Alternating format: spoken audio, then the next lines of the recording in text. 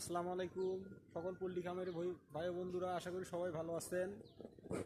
খাঁচাগুলো আমরা সব বাঁধছি, এখন স্ট্যান্ডের দ্বারাই খাঁচাগুলো আমরা সেটিং করব। এই খাঁচাগুলো আমাদের সব বান্ধা হয়ে গেছে, মানে এগুলো বান্ধা রাস্তার মধ্যে রাখিয়ে দিচ্ছে আর কি। এরপর এখান থেকে নিয়ে গিয়ে খাঁচাগুলো সেট করব মুরগির ঘরে।